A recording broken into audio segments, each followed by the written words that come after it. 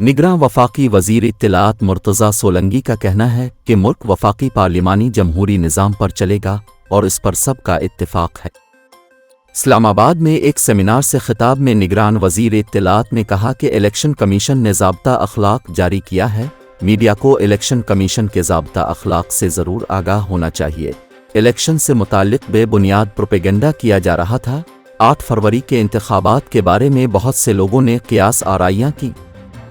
उन्होंने कहा कि वफाकी हुकूमत ने अपना मौक़िफ़ मुस्तक़िल मिजाजी से पेश किया। मुल्क वफाकी पार्लिमानी जमहूरी निज़ाम पर चलेगा और इस पर सबका इत्तिफाक है। मुर्तज़ा सोलंकी का कहना था कि 18 तरमीम में इटकल में तरमीम करके निगरान हुकूमतों का निज़ाम लाया गया। पार्लिमानी निज़ाम में कानून साजी से बेहतरी लाई जा सकती है। अवाम के पास इख्तियार होना चाहिए कि वो अपने मुंतखब नुमाइंदों को जवाबदेह बनाएं।